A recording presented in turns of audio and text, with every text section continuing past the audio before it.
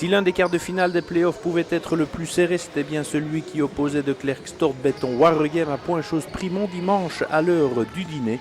Les Liégeoises ont bien résisté en définitive face aux Flandriennes et il s'en est fallu en fait d'une épaule, pas celle de Julie Allemand côté liégeois, mais bien celle de Natacha Dopé qui a dû quitter ses coéquipières après 5 minutes de jeu. À peine le sort ne roulait décidément pas pour Primont, mais cela n'a pas empêché les filles de Pierre Cornia de bien mener leur barque dans le premier quart-temps. Né le Deyart avait montré la voie à ses couleurs pour Waregem et c'est Lara Gaspard qui allait rivaliser à l'intérieur avec un 4 partout au compteur. Le match avait du mal à démarrer, même si Shanavia Daudel puis Mite Celius trouvaient l'ouverture pour Waregem.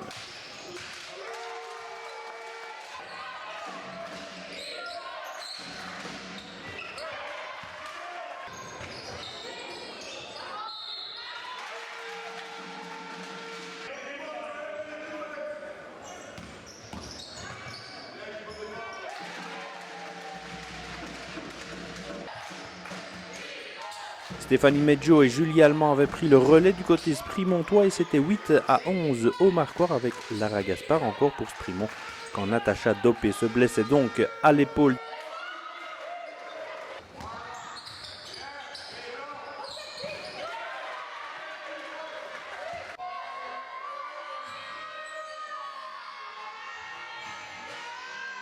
Déjà à 8 en terre flandrienne, les Liégeoises ont dû terminer le match à 7 joueuses et s'attendaient dès lors à souffrir à ce niveau-là. Né le Deyart était la seule à sortir du lot en tout début de rencontre pour Waregem qui devait lâcher 2 paniers, ceux de Dremingo et Manon Grzezinski pour se voir mener 10-15 à la 10e minute de jeu.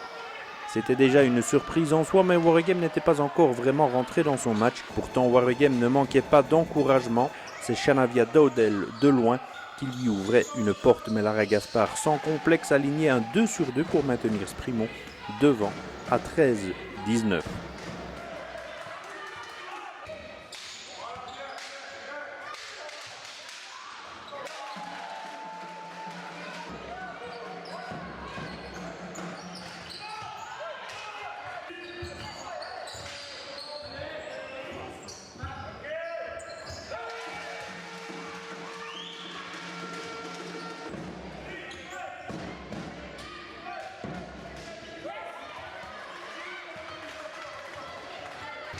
Mite Celius faisait même 21-19, cela réveillait quelque peu Waregem pour rivaliser avec Dremingo à 3 points.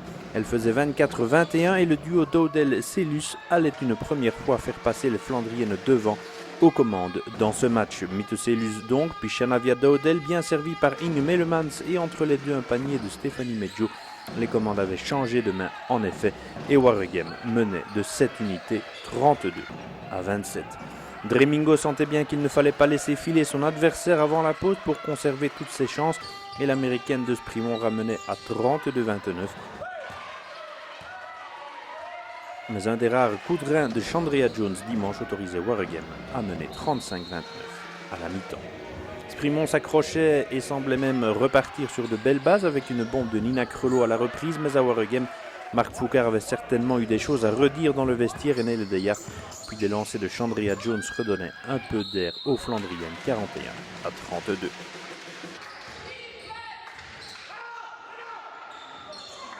Dremingo puis Lara Gaspard étaient décidément bien décidés justement à ne pas lâcher prise et à 41-36, il fallait une bombe d'Inge Melemans pour garder Waregem bien devant, d'autant que Nina Crelot trouvait une seconde fois l'ouverture à longue distance.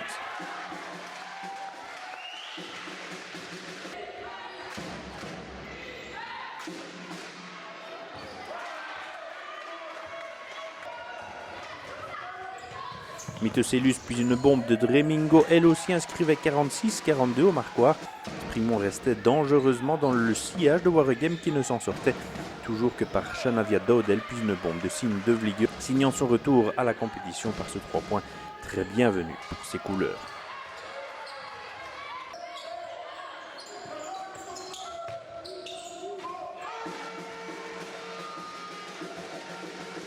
Ce sera 55-46, puis 55-49 par Dremingo encore et 57-52 sur une nouvelle bombe on the buzzer signée Julie Allemand. Sprimont ne parvenait pas à donner des sueurs froides à son adversaire, mais il restait tout de même à portée. Un jeu dangereux que jouaient là les Flandriennes en restant sous la menace de son adversaire. Sine Devlieger ajoutait un nouveau 3 points et Justine Tabreune entamait sa série du côté de Sprimont. Ce sera bien 64-54 avec Sine Devlieger donc. Puis Mitteselus, mais la jeune liégeoise ramenait à 64-56 et inscrire en définitive ses 10 points dans le dernier quart-temps. Il était impératif pour Waregem de garder un espace avec son adversaire, message reçu par Mitteselus qui allait aligner 3 fois d'affilée et avec l'aide de Shanavia Daudel fixer un 72-56. Pour Marquard, voilà une avance enfin plus confortable pour les Flandriennes qui pouvaient souffler même si Marc Foucault avait choisi de ne pas utiliser toutes ses cartouches. Une avance plus confortable donc, heureusement d'ailleurs pour les Flandriennes car Justine Tabreune alignait 2-3 points et un troisième a failli encore rentrer ensuite. C'était 72-62 à 2 minutes du terme, trop tard pour Sprimont, juste bien pour Waregem qui assurait sa victoire par Shanavia Daudel et Mitteselus. Ces deux joueuses les plus remuantes dimanche pour mener 1-0 dans ce quart de finale avec un succès 76-65 sans vraiment convaincre, mais l'essentiel était acquis. On n'était pas bien dans le match, des mauvaises décisions.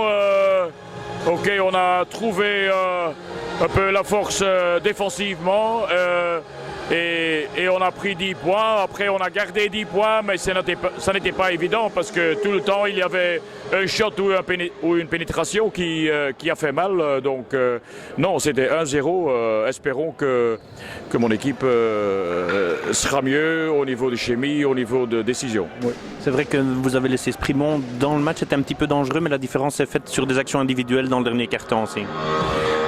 Oui, c'est vrai, c'est ça que j'ai bien demandé.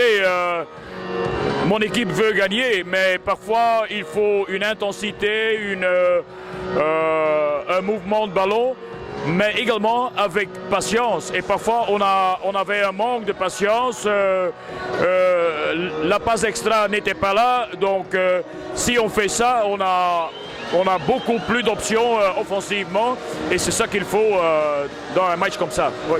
Oui, c'est tout à fait certain que perdre Natacha après 5 minutes, ça n'arrange pas les histoires, surtout, voilà. Mais bon, il faut faire avec, c'est comme ça, c'est la loi du sport, il faut s'adapter. Et je pense que même qu'avec cette circonstance de nouveau atténuante, le fait aussi que la R1 joue en même temps, donc on n'a pas su...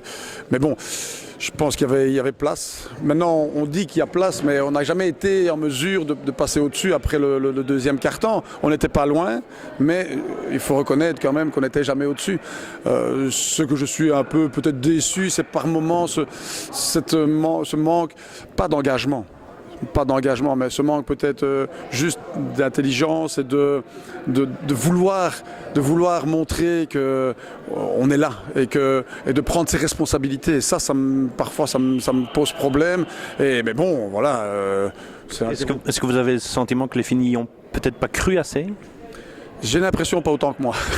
J'ai l'impression pas autant que moi. Mais je ne peux pas mettre tout le monde dans le même sac. Je crois que, bon, je ne veux pas parler du fait de la jeunesse ou quoi, mais qu'il y a parfois trop de respect. Trop de respect, ou pense que la fille qui est en face de soi, elle est plus forte ou elle a plus d'expérience. Non, on est en play-off. Et on met le compteur à 0. Ici, c'est un 0. Pour moi, c'est logique, quelque part. On gagne vendredi chez nous, on doit être prêt à gagner vendredi chez nous et le match retour. Mais je voudrais qu'il y ait plus quelque part de confiance en elle-même. Mais bon, voilà, c'est vrai que dans l'ensemble, on peut dire qu'on a fait un match, elles sont donnés à fond et il n'y en a rien à reprocher. On va continuer à travailler, on a fait quelques erreurs évitables et on va être prêt pour vendredi.